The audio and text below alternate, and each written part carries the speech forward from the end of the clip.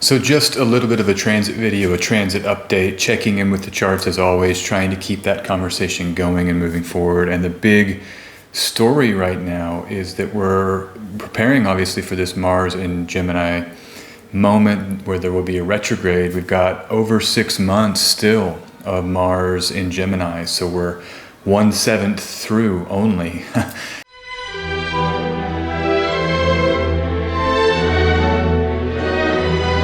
And as I'm speaking here, this is Friday in Central Europe. You can see the moon has recently ingressed into Gemini, and it's going to trigger here Mars for the first time since Mars entered Gemini. The moon will actually aspect by conjunction Mars while it is in Gemini. If you remember back on 20 August, Mars entered Gemini after the moon did, and so there was no conjunction. So just keep aware that this moment here, Friday, Saturday, Sunday, this weekend, is a prime time for your Mars in Gemini story to activate, to communicate to you what that's going to be about. Remember, look for themes. Acrimony, breakage, decision-making. Mars can be separation. It can be moving out from, breaking away from. You know, there might be a renewed sense of confidence that sometimes Mars can bring, but around themes of Gemini, which are mercurial themes, writing, speaking, acting, thinking, analysis, data, all of those things. And you can check my video, I've got a whole video about it. But this weekend's prime astrology to feel in to what those transits may be here. And just some of the stories that I've seen coming out here that I want to share that I think is related to Mars and Gemini. So you have Medic Kim. I just put strike railway into Twitter. Teachers are striking, nurses are striking, your railway workers are about to strike. There's that story.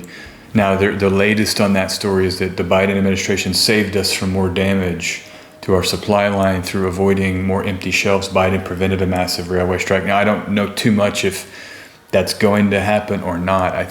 The latest I heard is that it may be happening, but that's a story. The next story that's on my radar with Mars and Gemini is a Twitter whistleblower that came out and has said basically Twitter was, political views, censoring based on political views, something like this. Twitter whistleblower tells engineers could tweet as anybody.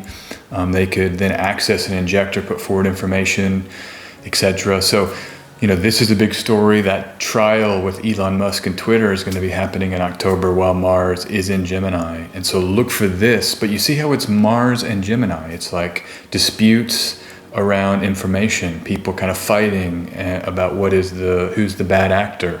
All of that stuff is very much Mars and Gemini. And there was one more. Yes, there was one more. It was this story. Mars and Gemini strikes again, a tweet from me, and I was quoting Wittgenstein. This is a Twitter person that posts news. And there was this genetically modified mosquitoes to be released in the Florida Keys. And that is happening while Mars is in Gemini this round. And this video goes into people saying it's not going to work, there's going to be problems. This might be that Mars retrograde phase. We're going to learn about these mosquitoes maybe creating problems. And I'll just remind everybody here, my main theme with this Mars in Gemini is reminding that the last time Mars was fully retrograde in Gemini, 1943, as FDR, Churchill, and allies planned the D-Day invasion. So there is a time right now for you planning, reworking, getting ready for next year, when the energies burst out and that Mars is unrestrained and we can move into 2023 having planned this fall. But here we are. This is the major reason why I wanted to make and release this video, is to talk about Sunday, 10:48 in Central Europe, or actually 10:30-ish or so. The moon is going to come into Cancer. This Cancer moon, potent, powerful, one of the best moons of the fall. It's this Cancer moon and then the Cancer moon in October, around October 15th, 16th. These two moons are lovely because they enjoy the protection from malefics, averse to both malefic planets. You see, while Mars is in Gemini and Saturn is in Aquarius, neither air sign aspects the moon in Cancer. Isn't that lovely to have a protected moon? The thing about this particular moon as well, during this Cancer moon transit, the last aspect the moon will make will be the square to Jupiter in Aries, and then the next aspect that it makes will be to Venus in Virgo. And this is what we call an enclosure by the benefics. I used to talk about these very often on my channel. It's only really about an hour or so on Monday or in the morning here in Central Europe, where you get that technical enclosure by the benefics because you really use a 7-degree orb in those ancient texts. But if we just think about the Cancer archetype and energy, and I'm going to come again, I used to do this every week in my weekly videos, but I would check out these benefic enclosures of the moon and then look at the mansion of the moon. I want to do that again here just to feel in. The question is, how can you use this Cancer moon, this lovely Cancer moon? What is the energy of this Cancer moon good for? So here's Lunarium. They've updated their site. It's a little bit cleaner and simplified. But there are 2 lunar mansions. The 8th lunar mansion, Al Nathra, the nursery, good for love, marriage, family life, friendship, achievement of a goal, travel by land, or healing. The essence is love, power, victory. This is where the moon is enclosed there in that 10th and 11th degree of 10th, 11th, 12th degree-ish range in the middle of Cancer. And so I just think the nursery, healing, nourishment, nurturing. Look what's going on this fall. We've got the economy is problematic. We've got the stock market having problems. We've got supply chain issues. We've got a war. All kinds of uncertainty right now, especially during mutable season, the sun in Virgo. These mutable seasons can bring uncertainty. But you can use this lunar mansion to basically find love and find family life and love if you have that available to you. And if you don't, you can love yourself, reparenting. We reparent ourselves, draw that bath. Make that meal that you like. Make the fruits and vegetables or the foods that you feel like nourish your body. Prioritize that during the Cancer moon. And it's not happening in isolation. I mean, just look at the rest of the chart. We've got Mercury still retrograde. The pauses that might be bringing, revisiting things. Sometimes that can be challenging and difficult emotionally when we're looking at the past or seeing, oh, look at all this work I have to do, or look at what's gone on. We can nourish ourselves, nurture ourselves, rubbing the heart. I had a teacher, meditation teacher, Howard Cohn. I think he's still around, but he used to just say, rub the heart with the hand. You just put it here and you say, I love you, I love you. Wonderful way to bring this Cancerian energy in a time with the astrology very supportive of the moon there. And so this is the main purpose of this video. I want to give you clarity and updates here Monday in the morning or Sunday in the evening if you're in North America. And really this extends here until Tuesday in the late evening in Central Europe, about 11 p.m.-ish. The moon comes into Leo. So it's really that Sunday, Monday moment to very much nourish, nurture, and settle in the midst of these pauses and delays and all the blocks of Mercury retrograde and the uncertainty of the Virgo season with Venus and Virgo, where maybe Venus and the pleasures are coming under renewed scrutiny, or just it's a little bit tougher to access them. We're having to filter them through the reviews of Mercury and the kind of backwardation that's present in the sky right now. And then one other thing I'll just add here before I go is that the 27th of September, we're going to have a new moon in Libra. I'm going to break that down probably in another video, but look at the air trine that's emergent here. This is the first time I think we very much have that closely applying air trine between Mars, Saturn, and then the moon will activate it on Tuesday, 27th September.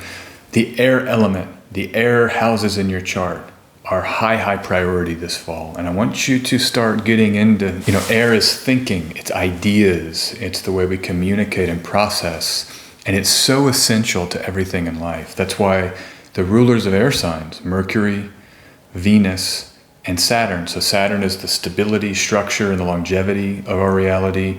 We need ideas to propagate these deeper structures. A lot of it happens in the mind. That's how powerful our mind is to change and formulate reality. Venus is the ruler of Libra. Saturn is the exaltation ruler of Libra.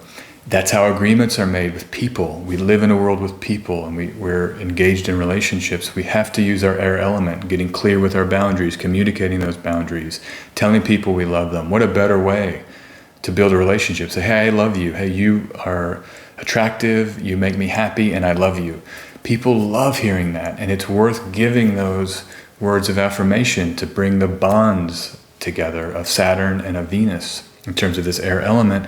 And then finally Gemini, Mercury rules Gemini, and Mercury again is that trickster, writing, thinking, the thought, the way we can kind of morph and change through any life cycle of a relationship. We have to wear new hats. Sometimes we're the caregiver or we need to be given care. And so think about your air component. morphing, the changings, the communications, the agreements, the boundaries, the connections, and the structures that are so an important shade or side of our relational life. Because this fall, those are very much activated, and particularly these wonderful transits that are going to occur before eclipse season very much deal with that. One thing I like to think about when I look at the elements in astrology is go back to the tarot, because 3 major arcana in the tarot correspond to those elements, and you're dealing with the Fool as this energy, the primordial etheric force of life, that is this kind of energy that we can deploy or use to change and inject our ideas into the realm and into the world.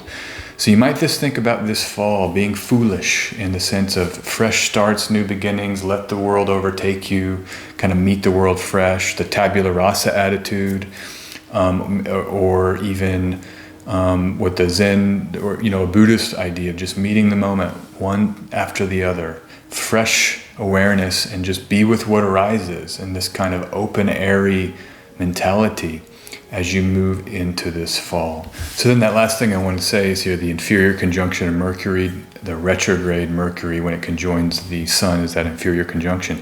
It happens in the first degree of Libra. And this is the moment that I think will kick off that Libra sector of the chart in a more profound and activated way that becomes so prominent all the way until October 23rd. So for about a month, we're going to have this Libra kickoff and this Libra activation with these air trines, with the malefics. And until October 23rd, when both Venus and the Sun that day will move into Scorpio and setting up this first of 2 very intense eclipses. But we're riding a wave of Libra and air energy for much of October. That's why this air element is something to consider. Getting your writing pen out, getting your talking pen out, thinking about that part of your life, the ideas that you want to ascribe to, the information flow that comes into your mental state and your reality, all of that's in play right now. And Mars in Gemini, even without the retrogradation, is great for excising information. You may want to cut out some of the things that are allowed into your attention, some of the media that may not be serving you, some of the ideas or types of friendships that maybe aren't quite serving you. It's a great time with Mars and Gemini to curate your information flows. But keep in mind that 23rd September, Cazimi of Mercury, right in that first degree of Libra, as a sort of kickoff and maybe the auspicious openings of what this very powerful air energy will be for you this October. Take care of yourself. I'm very happy to just talk astrology, provide a transit update here a little bit. Hang in there. I'm going to come out with more videos. I'm going to have more soon, and just bear with me. That Mercury retrograde, my last video, I know I misspoke a little bit. I was kind of saying things that were inaccurate, and I didn't catch it in the editing. That's what Mercury retrogrades can be. I got retrograded. That was part of my story. I think I was describing my definition of a stellium, but I was using the word Cazimi. And a stellium, 3 or more traditional planets. That's the definition in the same sign / whole sign house. Cazimi is when a planet is conjoined the Sun within about 16, 17 degree minutes, or within a full degree, depending on the definition that you use. We'll get this Mercury Cazimi, 23 September. So the exact Cazimi is actually about 8 in the morning, between 8 and 9 in the morning in Central Europe. That Mercury Cazimi meeting with the Sun, that's what a Cazimi is. So take care, enjoy yourself, talk soon.